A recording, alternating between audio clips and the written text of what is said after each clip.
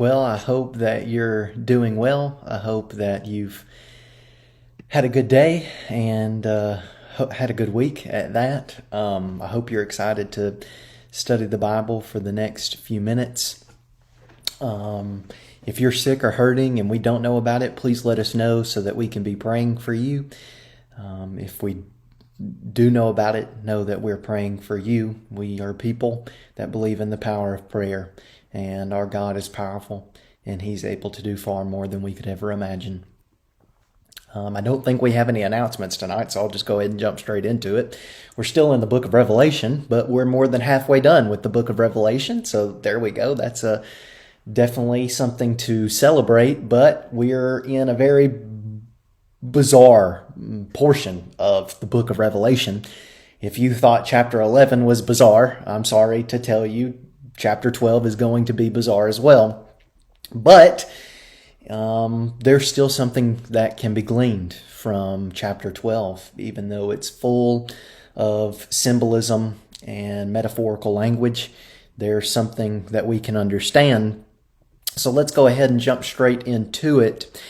And a great sign appeared in heaven, a woman clothed with the sun and with the moon under her feet, and on her head a crown of 12 stars.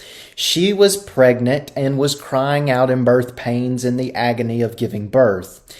And another sign appeared in heaven. Behold, a great red dragon with 7 heads and 10 horns, and on his heads 7 diadems. His tail swept down a third of the stars of heaven and cast them to the earth. And the dragon stood before the woman who was about to give birth, so that when she bore her child, he might devour it.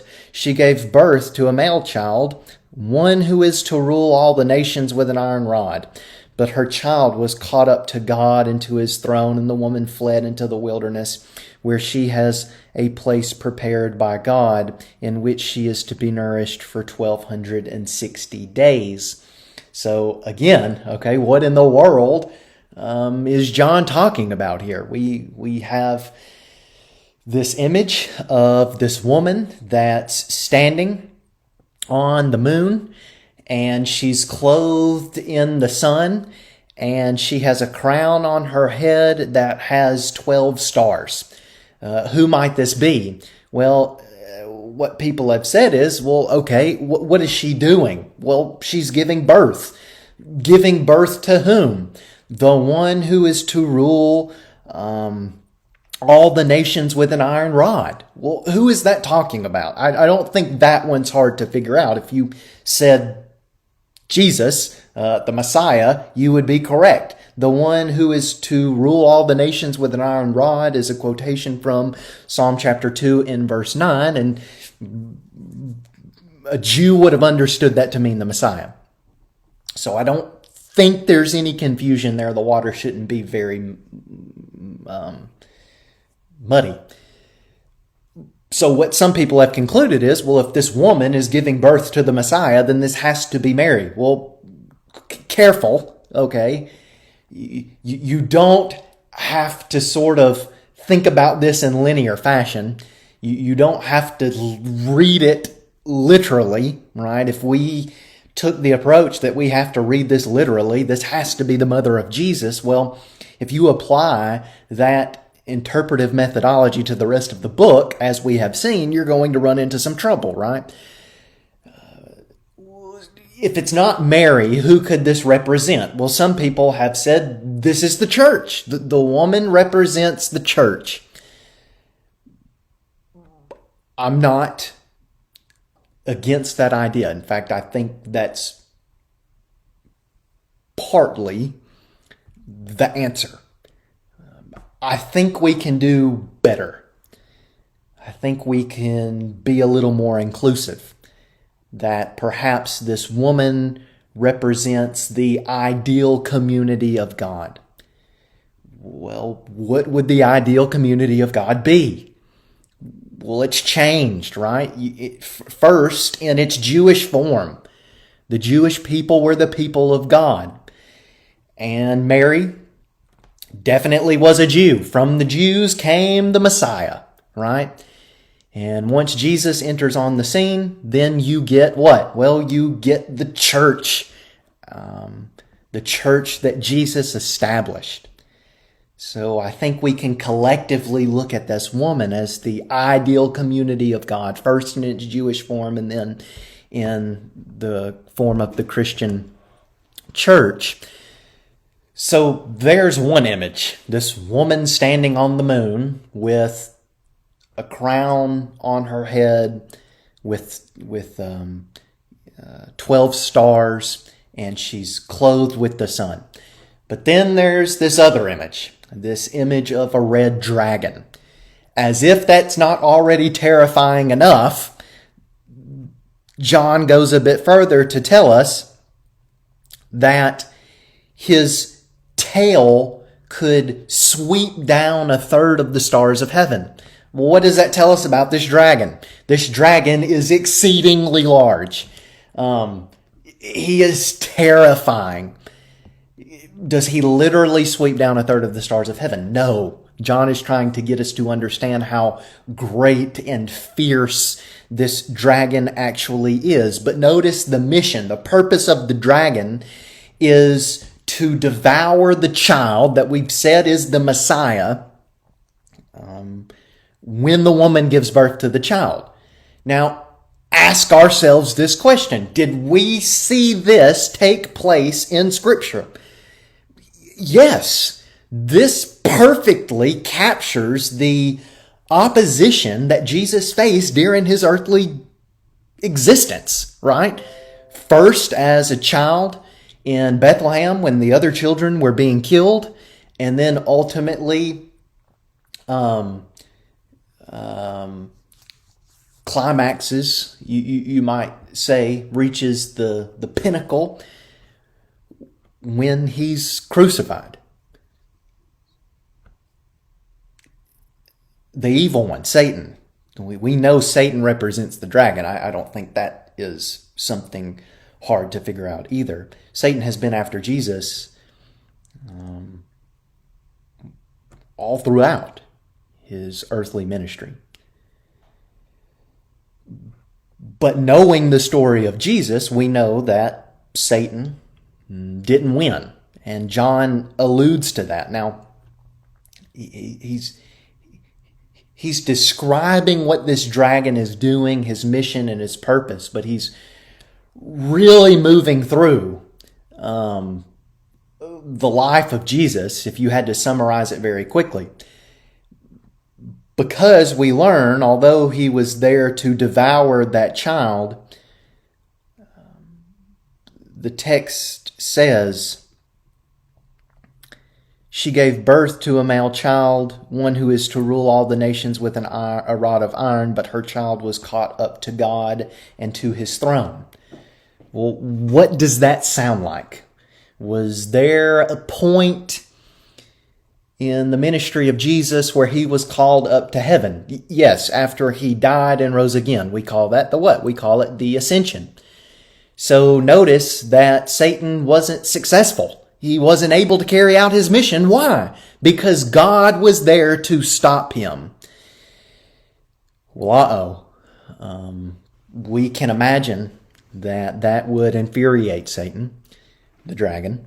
That would make him very upset because his purposes had been thwarted, right? Well, now war arose in heaven. Michael and his angels fighting against the dragon, and the dragon and his angels fought back. But he was defeated, and there was no longer any place for them in heaven, and the great dragon was thrown down, that ancient serpent who is called the devil and Satan, the deceiver of the whole world. He was thrown down to earth, and his angels were thrown down with him. And I heard a loud voice in heaven saying, now the salvation and the power and the kingdom of our God and the authority of his Christ have come. For the accuser of our brothers has been thrown down, who accuses them day and night before our God. And they have conquered him by the blood of the Lamb. Don't miss that part. and by the word of their testimony. For they love not their lives even unto death. Therefore rejoice, O heavens, and you who dwell in them. But woe to you, O earth and sea, for the devil has come down to you in great wrath, because he knows that his time is short. So he's not able to devour this child. And as a result, a war breaks out. And Michael is sort of leading this war, we might say, for the good guys against this dragon.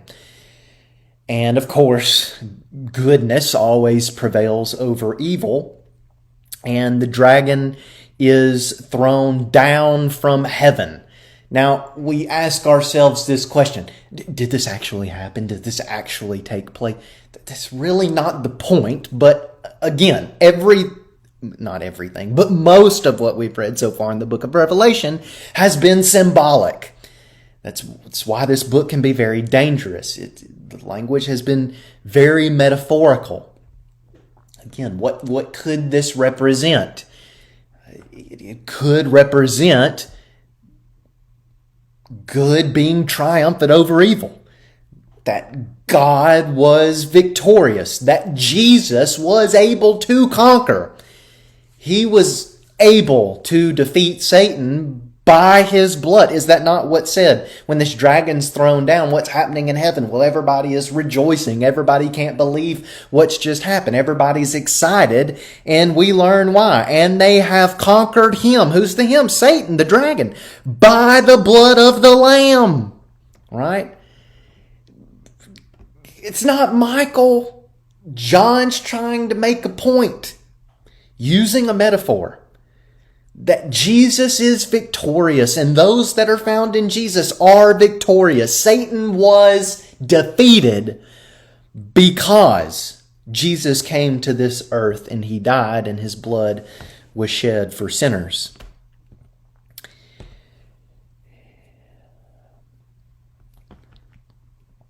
And when the dragon saw that he had been thrown down to the earth, he pursued the woman who had given birth to the male child.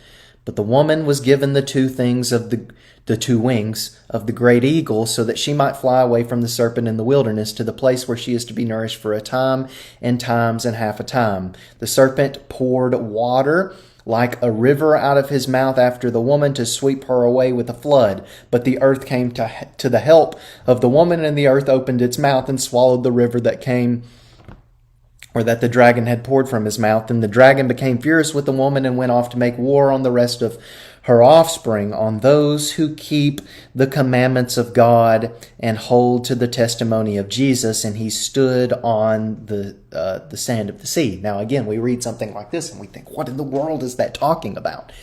Again, let's grasp the general truth. What can we know for certain from just reading that? Satan was unable to destroy Jesus. Jesus, by his blood, was able to defeat the dragon. And the dragon is defeated, but the dragon is now waging war on the women and the rest of her offspring. Who might that be? Well, if the woman represents the ideal communities of God, which in our time would represent the Christian church, who would the offspring of the church be? The people that make up the church, right? That Satan knows that he can't defeat Jesus, so he's going for the next best thing to harm God. He's going for God's people. He's going to wage war against them so that he can drag them down. And he's making life extremely difficult for those people. What have we seen so far in the book of Revelation?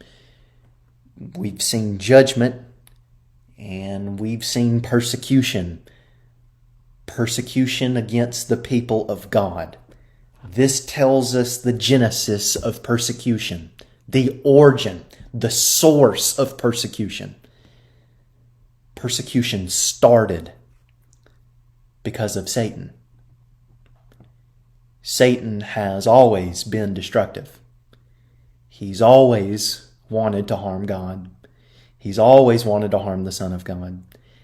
And he's always now wanted to harm the people. of God.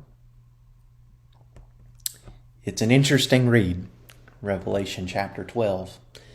What we need to grasp from that and from the rest of the book is that the people of God are victorious through Jesus Christ. We can't say that enough. This just further echoes that point. We're going to stop here. We won't get into chapter 13 tonight, at least online. We'll stop here and we'll pick up there next week. Hope you have a great rest of the week. God bless.